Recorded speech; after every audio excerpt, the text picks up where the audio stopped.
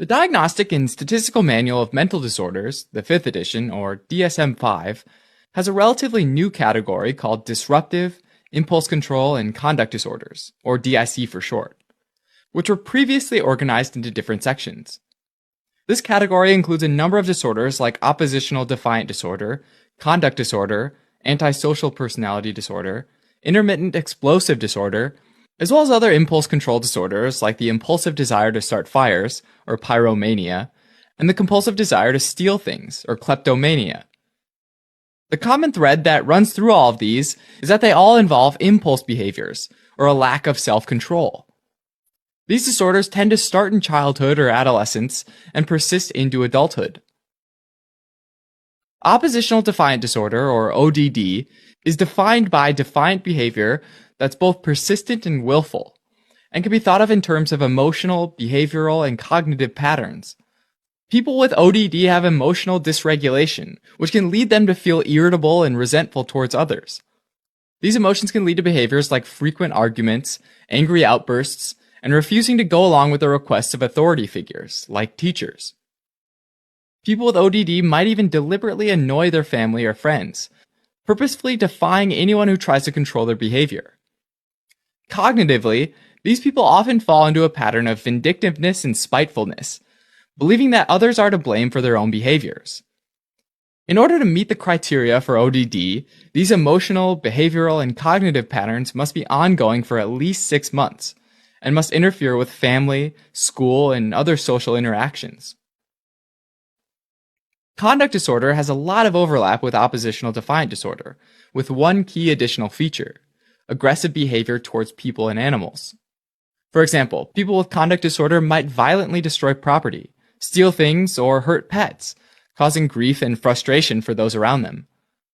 These are considered antisocial behaviors because they completely break the boundaries of social norms.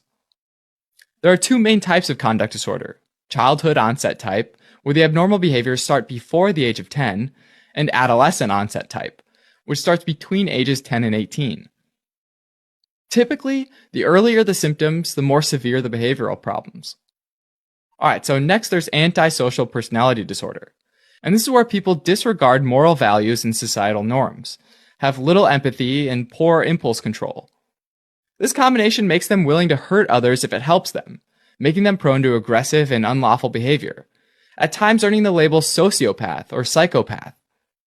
In fact, people with this disorder tend to be overrepresented in prison populations and have higher rates of substance abuse.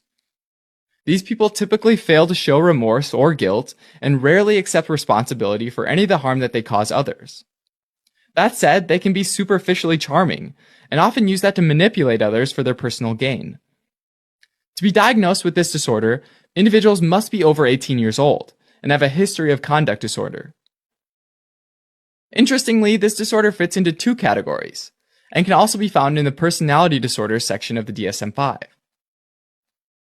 While there's certainly a relationship between oppositional defiant disorder, conduct disorder, and antisocial personality disorder, it's important to note that not all individuals with oppositional defiant disorder will go on to develop conduct disorder, and not all individuals with conduct disorder will go on to develop antisocial personality disorder. Alright, another disorder is intermittent explosive disorder, or IED. IED is characterized by recurrent explosive outbursts of intense anger and violence, sometimes causing injury to themselves or others. These outbursts are usually brief and not premeditated, can appear in response to any real or perceived provocation, and are almost always out of proportion to the situation. To diagnose IED, an individual has to be over 6 years old to distinguish them from temper tantrums, and must have these outbursts twice a week for at least 3 months, or have 3 outbursts in a year that result in physical injury or property damage. Pyromania and kleptomania are also categorized as DIC disorders. Pyromania describes people who purposefully and repeatedly set fires. But unlike arsonists who set fires to deliberately damage property or for political gain, people with pyromania experience fire setting as a compulsion, feeling a strong impulse to set fires and feeling relief and often euphoria once they do. These people are often fixated on anything that has to do with fires. For example, they might hang around fire stations, or watch videos of fires on YouTube. People with kleptomania, on the other hand, feel a strong impulse to steal things. Not out of need, but out of the pleasure and relief of tension that they feel once they steal something. In fact, these people often steal items that are of little value to them, or items that they could easily afford. Not surprisingly, both pyromania and kleptomania can easily land individuals in serious legal trouble. Treatment for disruptive, impulse control, and conduct disorders are generally focused on changing behaviors through therapy, rather than pharmaceutical treatments. In particular, cognitive behavioral therapy has been shown to be successful. Social skills training, as well as anger management, are also useful in helping to decrease some of the problematic behaviors seen in DIC disorders. Lastly, parent management training, which is teaching parents how to respond, can also be very effective. Thanks for watching. You can help support us by donating on Patreon, subscribing to our channel, or telling your friends about us on social media.